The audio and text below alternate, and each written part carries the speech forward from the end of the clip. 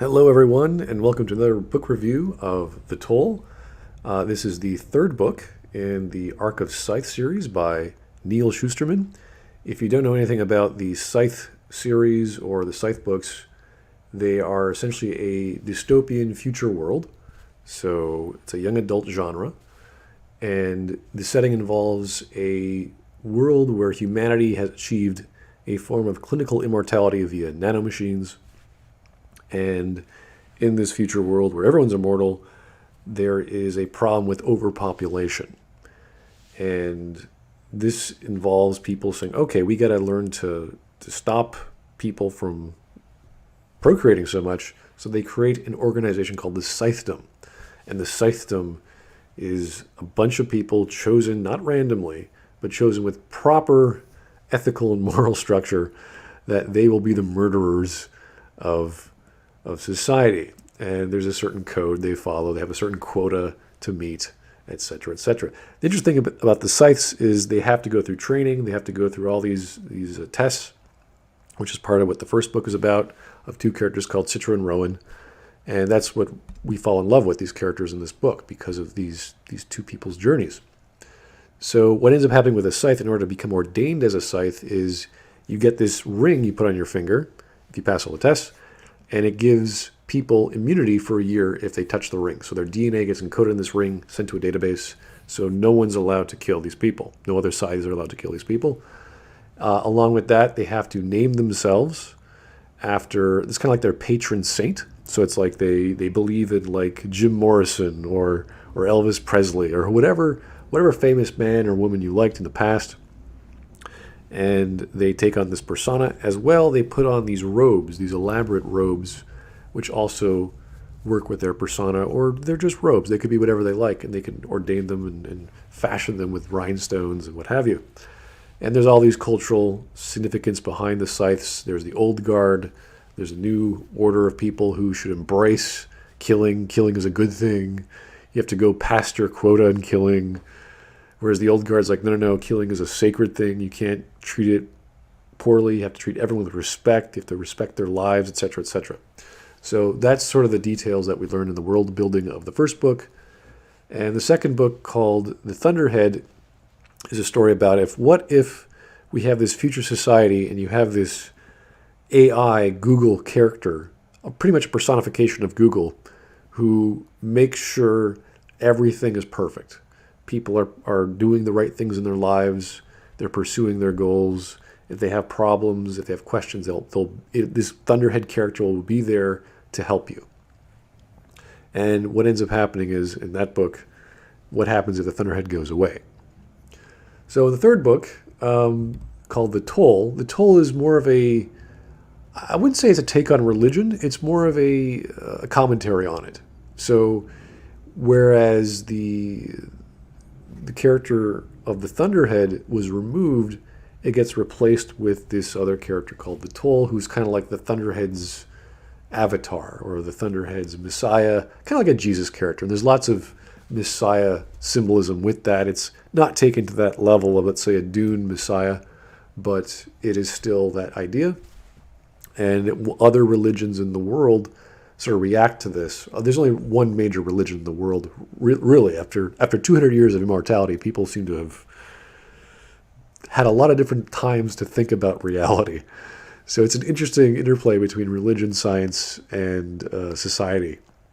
That your magical benefactor AI has disappeared and now has reappeared as a normal person, and is very angelical, is very very Messiah-like.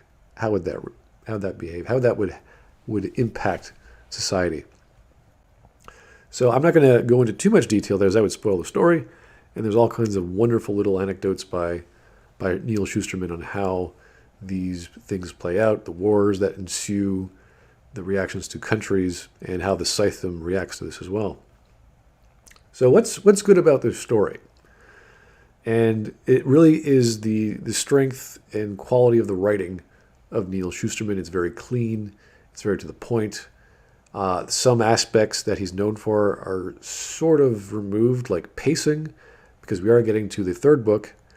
And just to tell you how that works is pacing is the time it takes to get from plot point to plot point.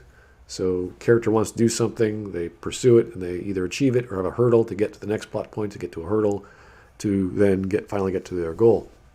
So in the first book, it was about a 450-page book. The second book was a 500-pager. This is about 640, 650 pages. There's more book. There's more storytelling. It's still a novella, but it just gets bigger and bigger and bigger. So if you like Neal Shusterman, you're going to keep liking his stuff, which is always a good thing. So after that, this is all nitpicks on my part. And there are some major flaws, but it's still a nitpick. It's still like, oh yeah, okay, this is kind of weird. But it doesn't damper the story. It doesn't bring the story down. It just sort of is this huge blemish that's like, oh, okay, it's got some problems in the execution. So the reason why we like these books are obviously the writer. He's very good at it. But the other thing that I like is the context. There are certain chapters. There are certain ways of expressing these ideas with margins, italics, with bold, capitals. You're thinking, well, this is just normal language. This is what people do when they write. That's true. But this is what makes a book a book. It's how you see the book, how you see the margins. Why are words written in a different margin than the rest of the book? Why are they bold? Why are they italicized? And there's a certain thing that happens in the book which I thought was clever, and you don't know what's happening because you just see a bunch of dialogue. You're like, what happened? And it happens again, and then again, and it happens about 8 or 9 different times. That was great. I thought that was brilliant. It gives you a sense of mystery. You're not sure what's happening until you finally clue in, oh, this is what they're talking about. As well as the existing, not anecdotes, but the journal entries of all the scythes throughout the world. So whenever an event happens, every chapter is bookended by a journal entry of what they reacted to, what the leader of the scythes thinks, what's the leader of this scythe from this region thinks, what this other character thinks, etc., etc. All great stuff. It's a great way of telling a story to have lots of breaks, to just take a step back and say, hey, you know what? This is what's happening in this part of the world right now. And then back to the story. Okay, so there's lots of great stuff to love. Neal Shusterman's great. He's really good at young adult stories, possibly speculative fiction genre. He's doing all sorts of wonderful work there. Let's talk about what's bad, because that's kind of the reason why people listen to me. What's bad about this story? What's bad about this movie, about this game? So there's 3 major problems I found. And the first one was the lack of focus, which is probably what you don't want to do in a trilogy. And there's reasons to break those rules. I could argue that Neal Shusterman properly broke the rules to make a plot, an overarching plot that was broken. But what ends up happening is you have a lack of focus because the characters previously who were the protagonists were Rowan and Citra in the first book. That shifted to Tolliver in the second book.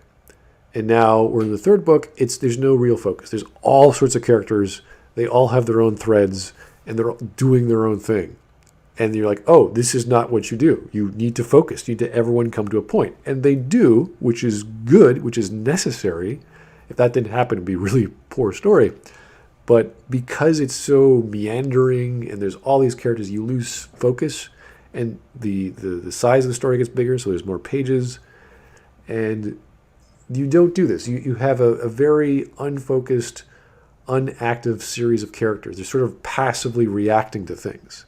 So much that you don't know what's happening. What's the point? It's kind of a story about the world then than it is about the characters. Usually you have a character to personify the world, to personify a plot. Now it's just sort of, oh, Rowan's doing that now. Okay. And Faraday's doing this now for some reason. It's all very... it's seemingly disconnected. And thankfully it comes together. But it's still this sort of not as energized a story, not as focused, not as motivated a story to the characters as well as to the reader as a result. And this also affects pacing. Again, all these jumps, all these cuts, doesn't feel connected until you get to the end. It's like, oh, that's the reason. Which you might argue is contrived. Again, you can make this point. But when you have a super intelligent AI pulling the strings, then it's like, oh, okay, well, that's expected. Just not the best execution of a Deus Ex, even though it is a Deus Ex. There's also a character called Jericho. This is a a big thing other readers online, if you go to goodreads.com or check out any Google searches, they will talk about the character of Jericho or Jerry. And it's hard to defend this character as a good inclusion to the story. So the idea behind Jericho is that there's an island off I think it's Madagascar, that has a bunch of people on it who are raised to be non-binary, meaning their sexuality or their gender is not constant, which is fine. You can tell stories like this. That's totally cool. There's nothing wrong with having characters like this. The problem is this is their defining characteristic, and it always gets brought up. And that would also be fine, especially in a sci-fi world where you have immortals running around. After 200 years, humanity might change. That's great. The problem is the character is not set up properly by the writer. So Shusterman doesn't actually do the job of saying, hey, you know what? We experimented with immortality, and when people go into the revival chambers, we tweaked this setting, and now they come out like this. Like, there's no empirical basis for this. And again, there's nothing wrong with people believing they're male or female or a mix in between. That's fine. You can believe whatever you like. But we're talking about an entire island of people for 200 years who think this way. And they don't just think this way. They think they are male when it's sunny outside, and they think they are female when it's dark outside. And when it's cloudy outside, they're confused. So much as well that Jericho feels the same way when they're on the beach. So when it's high tide, they feel masculine. When their feet are touching the water, they feel feminine. And who knows when it's raining, right? Like, it's just this bizarre idea of sexuality and identity based on sex. And it keeps being brought up. And to that end, all I could say to the author is, like, this is a form of tokenism. You're not telling a story. You're trying to insert this character for no good reason. Now, we understand what ends up happening to this character. That's fine. There's a climax to the story. We're like, okay, great. But it still doesn't justify an entire island of people to think and behave this way. When all it would have taken was one paragraph saying there's some empirical reason for this, and people experimented, or the Thunderhead experimented with human sexuality or whatever. That would have worked fine. Okay, great. Science fiction has been established. There's this genetic reason. There's a technological reason. And the society changes as a result. That would have done the job, but we didn't get that. As a result, we have this really strange character running around who is making people uncomfortable, and yeah, it's not it's pretty blatant when you don't have a good explanation, and it's clearly just the author playing around. And the third role, or the third problem that I have with the story, is related to the first one, is that there's no solid active role with characters, which should have an active role. So in the first problem we had, there was no focus in general with the plot threads and the storylines, because there's just so much stuff happening, which should be converging to a point in a trilogy, at the end of a trilogy. Whereas in this one, this third point I'm trying to make is that there's no active role. There's no active state. And I mean by active state as opposed to a passive state, you have an active protagonist who is actively seeking out their plot. Whereas a passive protagonist just reacts to everything. So in this story, while they do have goals, characters have goals, they sort of are ideals, and they say, okay, I'm going to intend to do this. Like the antagonist will say, I want to do that. And they achieve it, all within the same chapter. You're like, okay, fine. But everyone else is sort of passively going along. They're not sure what to do, which, as I said, with the protagonists, they're secondary or tertiary characters. So Rowan, you could remove him from the story. It wouldn't matter. Citra, you could remove her from the story. It probably wouldn't matter much either. So Citra becomes a secondary character. Rowan becomes a tertiary character. Tolliver is sort of involved, but not really. He's obviously one of the major characters, but doesn't really matter to, like, all these things don't really matter because it's all one plot by the Thunderhead. And because the Thunderhead is quiet and no one can talk to except for Tolliver, you're like, it's what's going on, what's happening. It's all a big mystery. It's all a big mystery. Every chapter is like, what's happening, what's happening, what's happening. No character is actively doing anything, and we don't know exactly what the Thunderhead is doing. We get allusions to that, but even that is a mystery. So there's no actual goal. We don't know what's happening. It may as well be a slice of life in the future of something happening with a bunch of characters in it. That's sort of the feeling you get. So you're not as vested, you're not as interested because of that lack of focus, that lack of a goal, that lack of motivation. Who do you root for? I don't know. Why? Etc. Etc. So the one thing that stood out for me in this story as something that why I would read this and recommend this as a story is there's a character called Morrison, and he is a scythe. And he was in the previous story as well.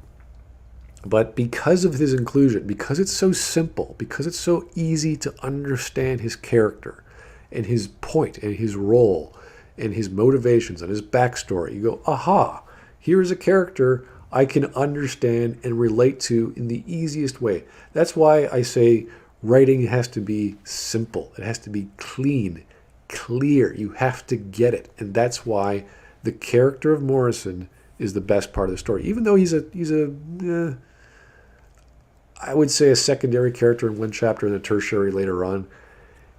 Everyone's a secondary, tertiary character in this book anyway. Why he's there, how he works as a plot device, his backstory, everything works. It's like drinking a glass of water. It's clean. You get it. It's refreshing. Everything about it is great. And you don't know, the character Morrison, his patron saint or his patron scythe would be Jim Morrison. His robe is made out of denim because apparently Jim Morrison wore denim jeans. So everything about this character is great. There's nothing intrinsically, fantastic or amazing about him. He's just a guy. He kills people with his bare hands. He doesn't use weapons. So maybe that's his unique thing.